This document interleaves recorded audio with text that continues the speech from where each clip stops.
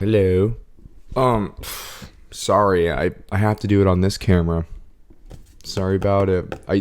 The other one, the other camera, I misplaced the battery charger for, which is so unlike me to misplace every single thing I own. It's just silly. Cheers.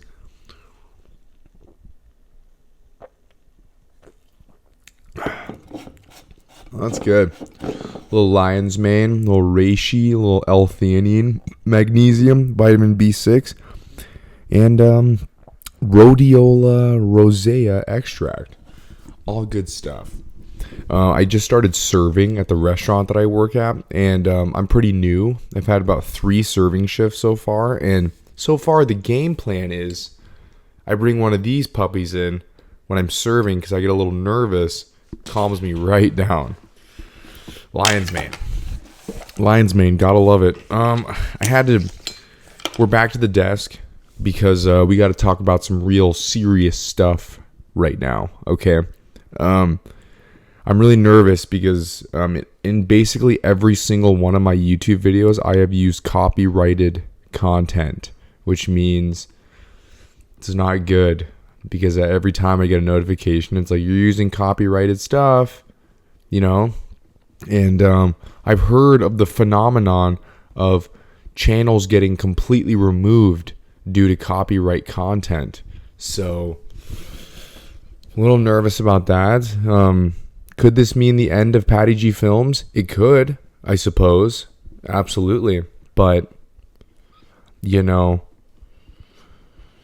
I don't know. My cousin Devin, him and I were texting and voice noting, and he was, he's in the film business. He writes scripts and stuff. And he was telling me, he's like, be careful. He's like, really good job on your last video, but be careful because copyright infringement laws and such could really turn my channel into an Ouroboros, to steal a term from former Verbal Journal guest Derek, which means it could eat itself. It could be its own demise. So that's not good. I'm a little nervous. But yeah, it's been going pretty well. Life is good. School started back up, and that's been interesting for sure. Last quarter, when I took lifespan psychology, Psych 220, I had a study group for the ages. These people were amazing. Shout out Jesse and Lucy and Emma and Laura.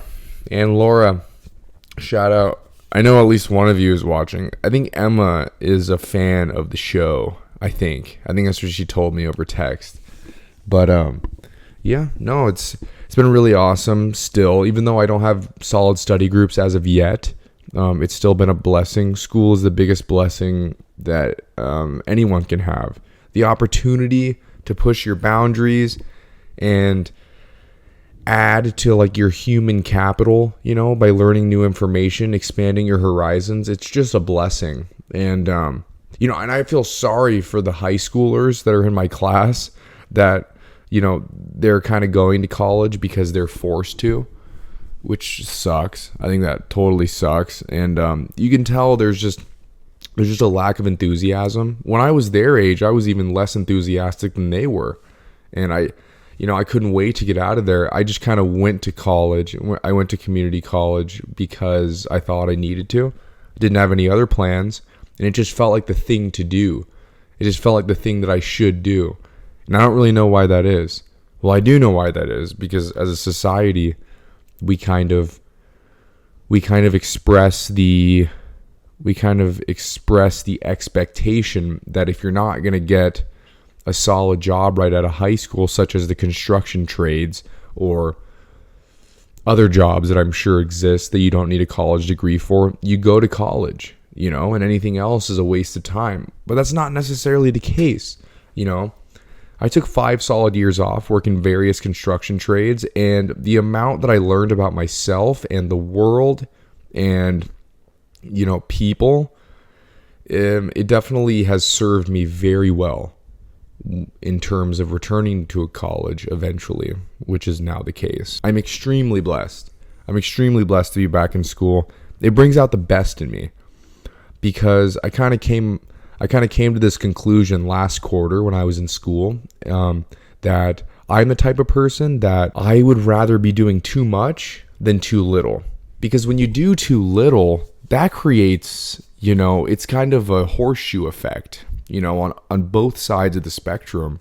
The end result is a lot of stress and a lot of anxiety too. And it's just interesting because you wouldn't think that automatically until you thought about it a little bit, that that doing nothing will make you really stressed and anxious. But, I've experienced both. I've experienced both scenarios, and I can say for certain that not doing enough makes your head spin, and it kind of enables the paralysis by analysis part of your personality. I'll speak for myself. That's definitely what happened with me. And, I'm so grateful. I'm so grateful that I had the bright idea to return to school, And it's not, and it's, to an extent, it is about like the literal things that I have learned. But when you're learning things and you're forced to do things that you don't want to do all the time, it just brings the best out of you in other areas of your life. But if you're never pushed past your limits, then you don't have that reflex to go to, and you never push yourself past your limits. And then you just kind of become sedentary in a sense, and everything seems harder than it is. Making simple decisions because you've been allowed to avoid making critical decisions, then it becomes extremely hard to do so. But when you have to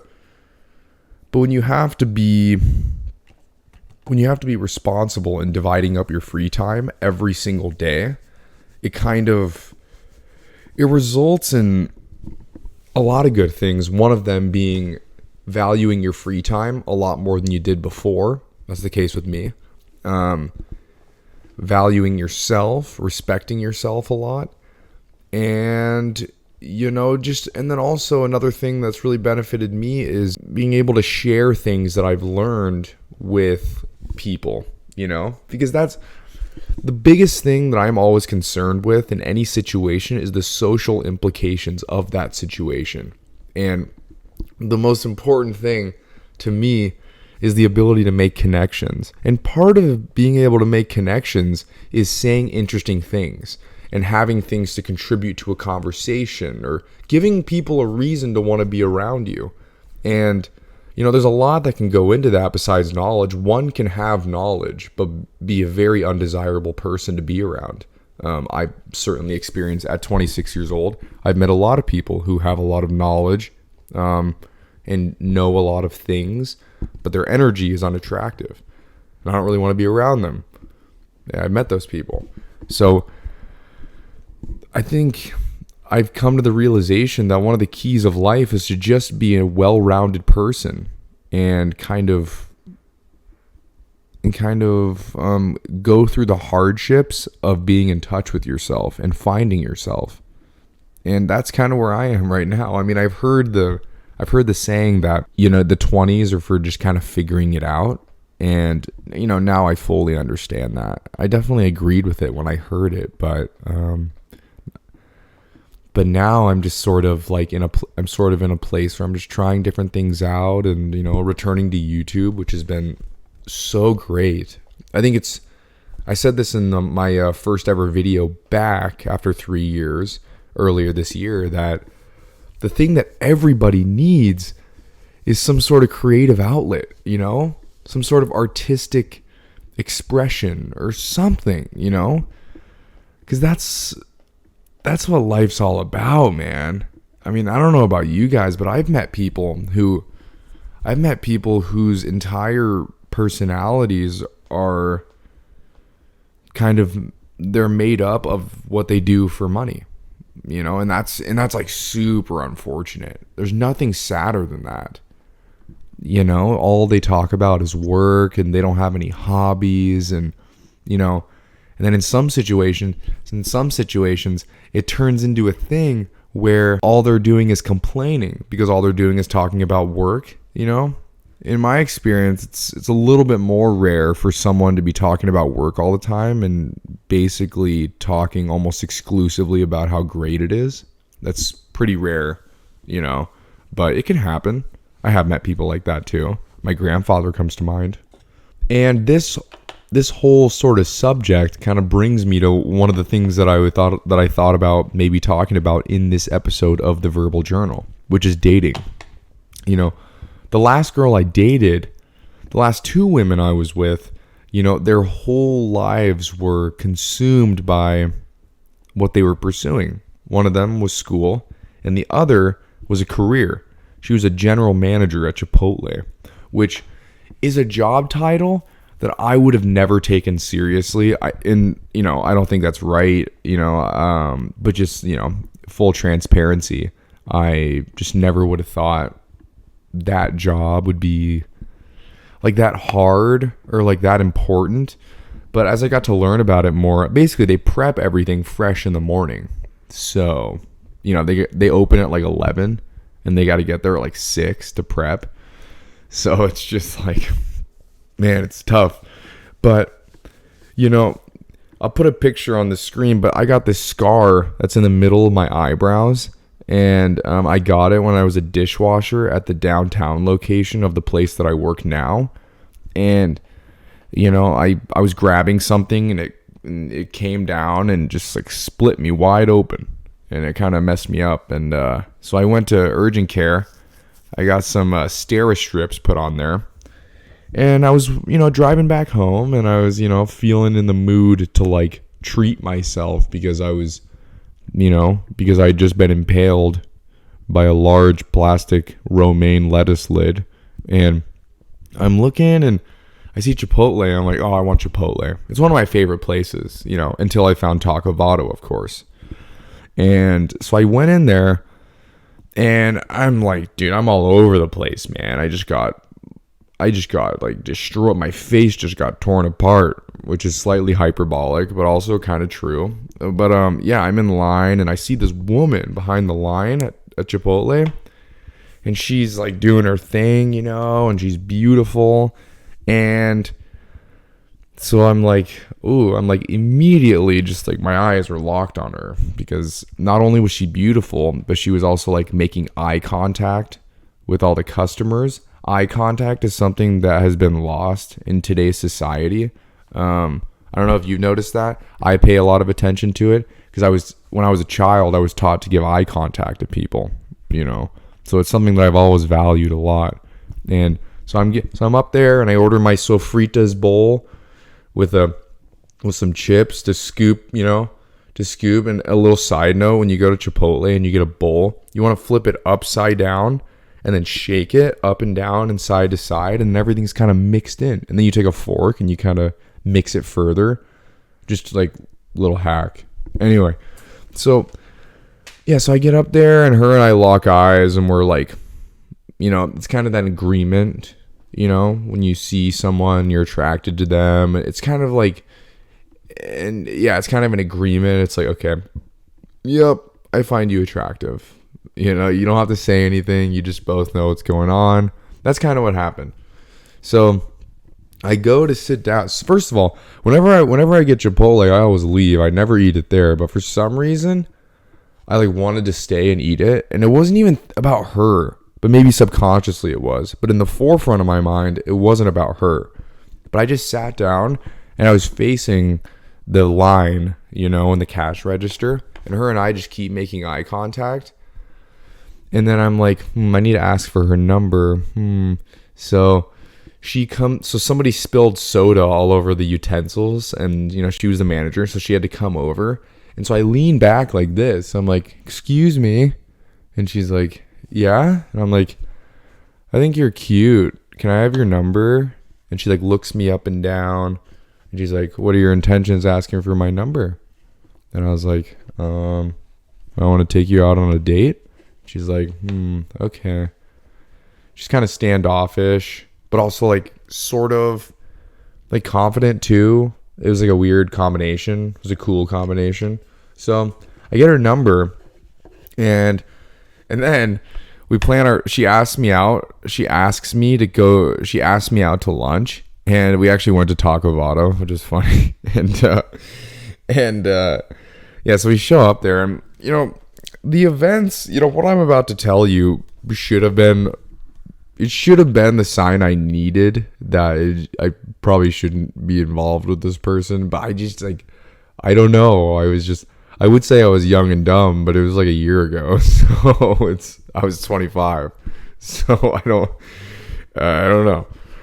So, we sit down and she's talking about her career, and I'm like, man, she's so driven. And I had this assumption where it was like, if she's this driven in work, she probably is like super well-rounded person, and like she probably doesn't drink or smoke, and she probably like works out and like takes care of herself. If she's this focused at work, she's probably just as focused on looking after herself.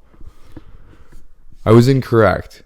But anyway, so we're eating and stuff, and the waiter comes back like 4 times. We're like, we're not ready yet. And we keep getting swallowed up in this conversation.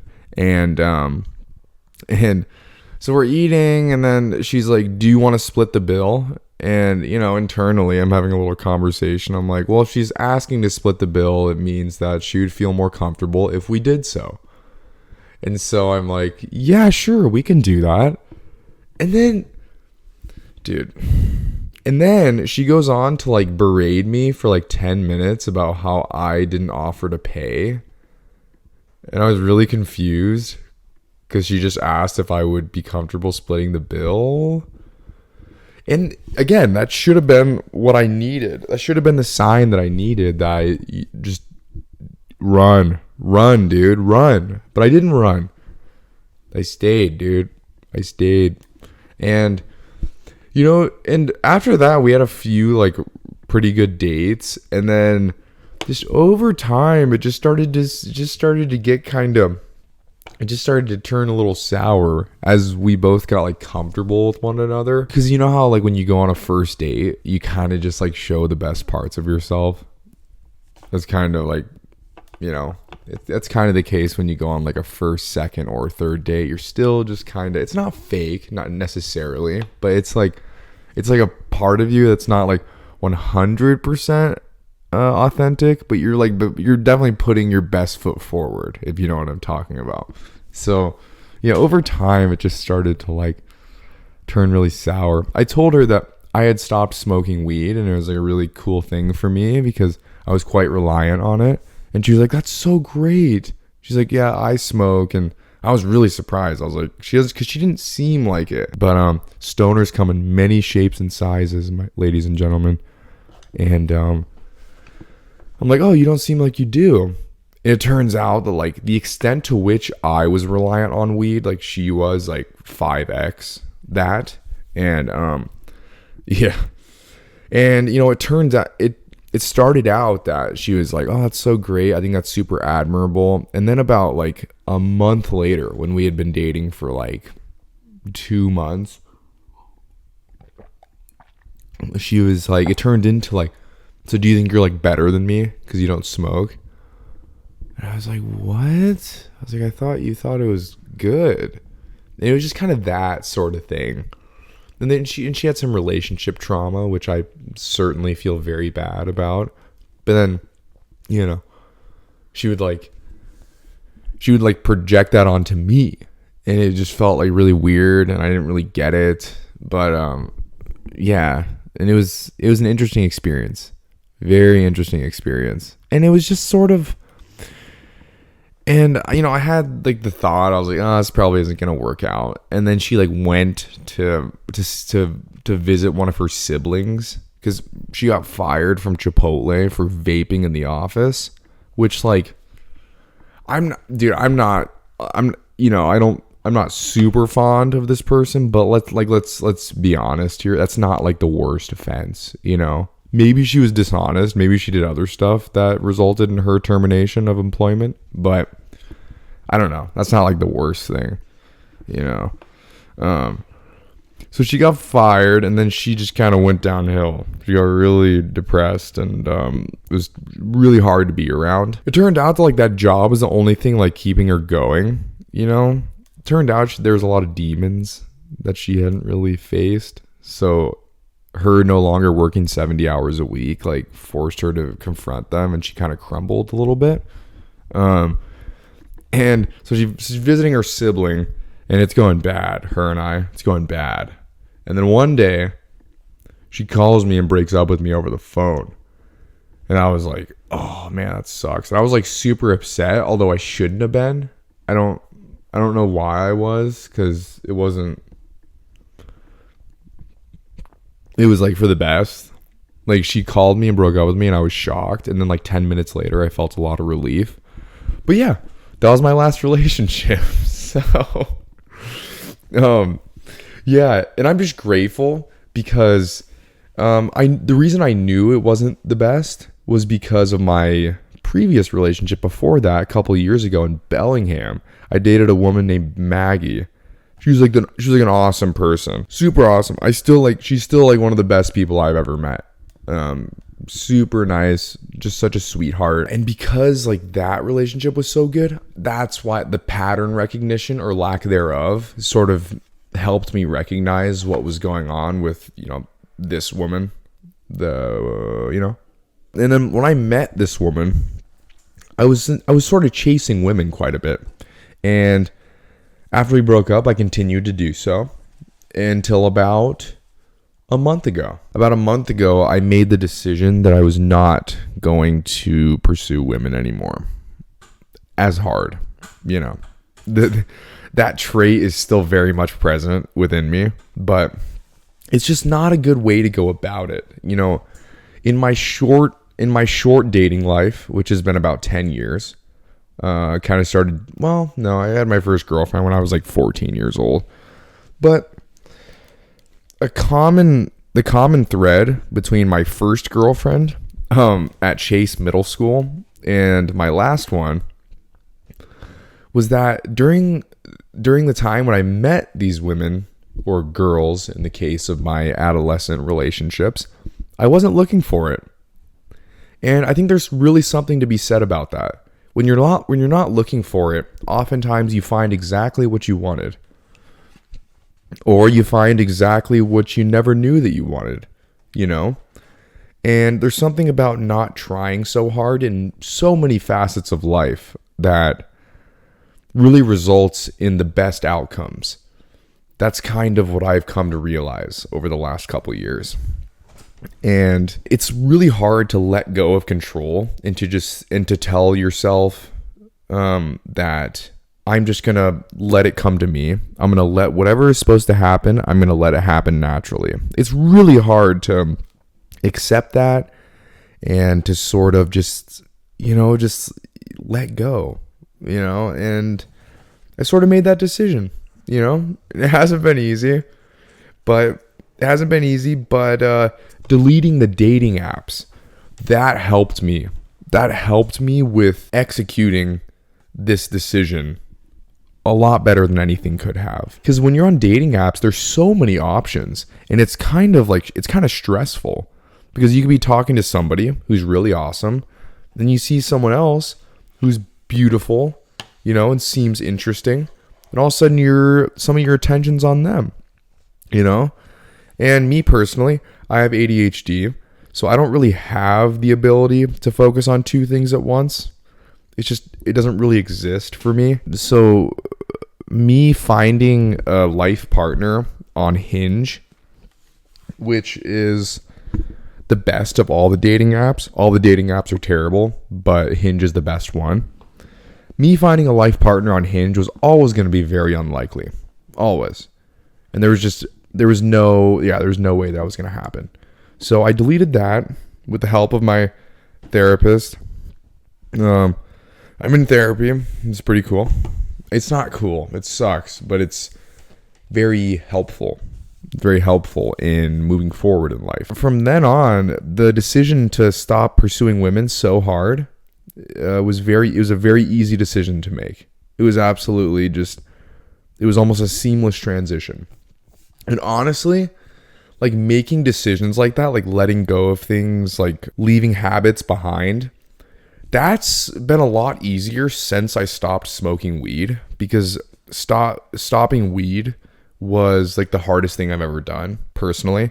And so seizing other habits, it's not as hard. It just isn't. When you've done one really hard thing, or what you perceive as a really hard thing, doing other hard things or semi-hard things, it's not overly difficult. It's not. You just put one foot in front of the other. You just get through one day at a time. And yeah, ever since I stopped trying so hard to find my life partner, my life has become way more peaceful. And ironically, I've been like chatting with more women, like in public, and making more connections, because I'm not putting that pressure on myself to find someone. And now I understand what the outcome of that decision is going to be now, because I've sort of let go and I'm kind of diving headfirst into school and my hobbies. It's going to be way easier to just let go and to just, do my thing. And yeah, I'm very excited about this next chapter. And I'm not going to lie to you or myself. I really want to be with someone. I love being with someone. I love being a boyfriend. It's the best thing ever. It is in my nature to take care of people. It's just how I was raised, to look after people. It's the most fulfilling thing ever, because at a certain point, you yourself, or me, myself, only need so much. And after that, it just feels really good to do something for someone else. You know what I'm saying? You know what I mean? You know what I'm saying? Yeah, it's the biggest blessing ever. But the only thing worse than being alone is with being with someone who you shouldn't be with. That's the ultimate crux of the situation. So yeah, doing well, man. Doing really well. I just feel happy right now. I'm vibing, as the kids say, And yeah, I'm just really grateful for life right now. 2 years ago, I never thought I would be in the position that I'm in now. I was hopelessly addicted to marijuana. Couldn't stop smoking it. I would wake up and I'd be like, you know what? I'm not going to smoke today. I'm just not going to do it. And 30 minutes later, I was 3 bowls deep, which, let's just be honest, waking and baking is one of the best feelings ever. Let's not, again, to quote Tim Dillon, drugs work, but the long term is not pretty. I view myself as like behind because I'm starting school at 26 years old, but it's like okay though, because it could be so much worse. It could be so much worse. I got people in my classes that are in their 40s, and that's fine too. It's just, yeah. But like I said, I couldn't have imagined that I would have made this much progress in terms of just becoming a better person in just 24 months. So I think that's the thing that I always need to remember, that it could have taken longer for me. I could have never found the level of happiness that I'm currently experiencing. And I'm just eternally grateful for the way that life has turned out for me. And yeah, it's awesome. I'm about to go to dinner with my family. I have the best family in the world. I got good roommates.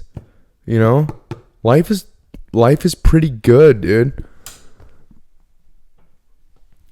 All right, that'll do it for me. Ladies and gentlemen, this is the Verbal Journal. I'm out.